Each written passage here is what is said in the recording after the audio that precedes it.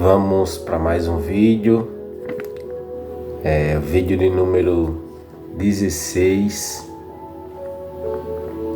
e nesse dia de hoje vamos,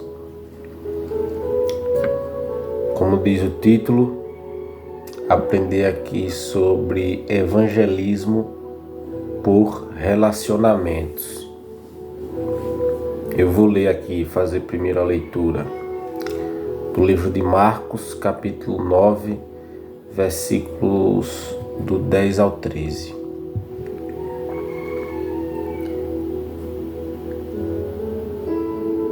E aconteceu que, estando ele em casa sentado à mesa, chegaram muitos publicanos e pecadores, e sentaram-se juntamente com Jesus e seus discípulos.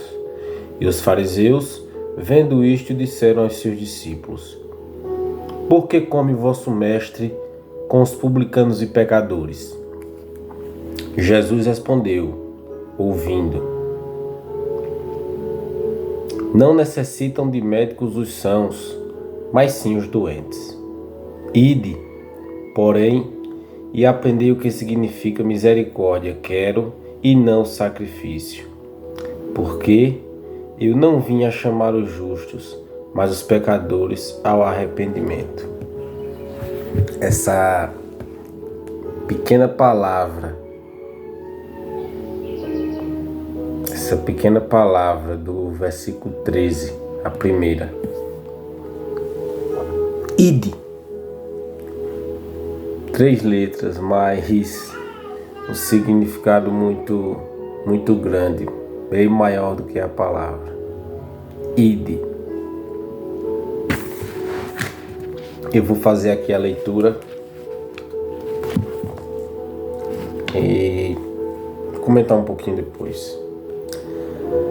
Até mesmo uma leitura superficial do Novo Testamento mostra que o Evangelho se espalhou por meio de relacionamentos. Assim que André ouviu falar de Jesus, ele foi e encontrou seu irmão Simão Pedro. Felipe imediatamente contatou um amigo, Natanael.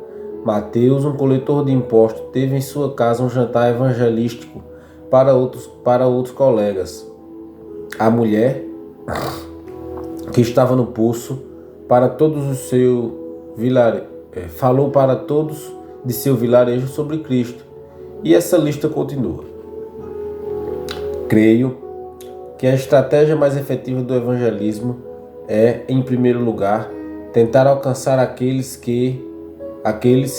com os quais você tem algo em comum.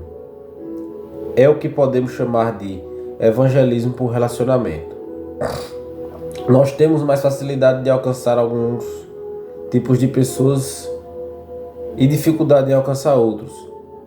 Existem também pessoas que nós nunca conseguiremos atingir, porque demandam um estilo de abordagem completamente diferente do que nós possuímos. Temos visto muitas pessoas testemunhando sobre como a amizade, o relacionamento e a comunhão acolhedora serviram para atraí-las a uma nova vida em Cristo.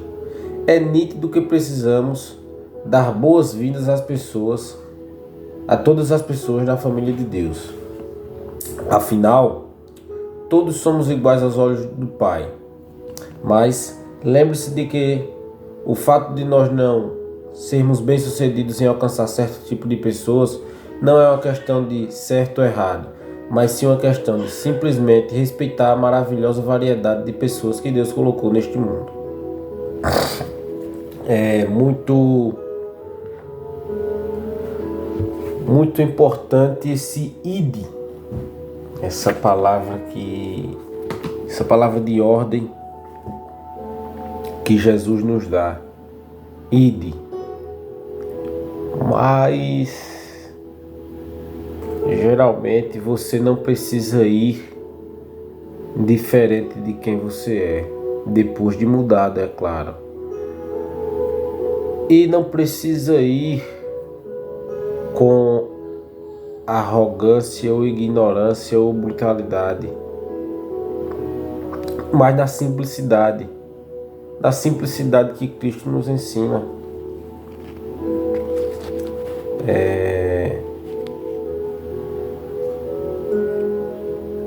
Você não precisa ser ou se tornar alguém chato para levar a palavra, porque na maioria das vezes você vai assim estar evitando que as pessoas queiram contato com você por conta daquela sua chatice.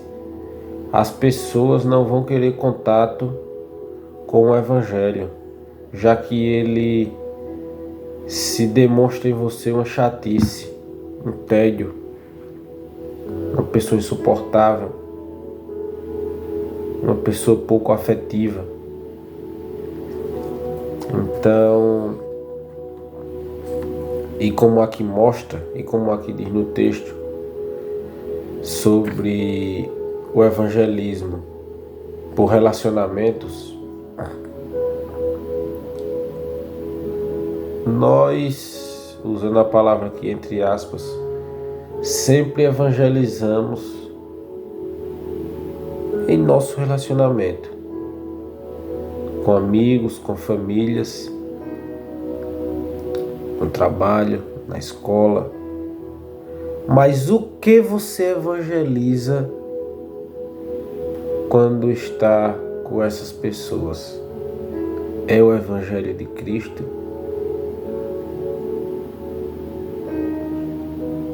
Ou são as coisas do mundo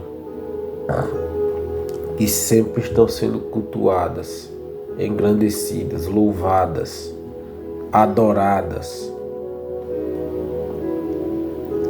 E é pouquíssimo do Evangelho de Jesus Cristo. Eu percebo que quando você tem que ter autoridade para conhecer a palavra. Não é disso que eu estou falando. Mas quando você fica na conversa martelando, mas o livro tal, capítulo tal, versículo tal vem dizer assim, assim, assim, que isso está errado, que isso está certo, mas no livro tal, no capítulo tal, e assim, assim, assim vai. Muitas vezes você pode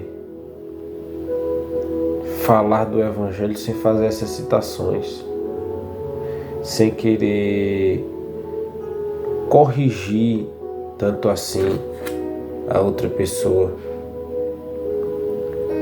Mas porque muitas vezes a gente preza muito pelo sacrifício quando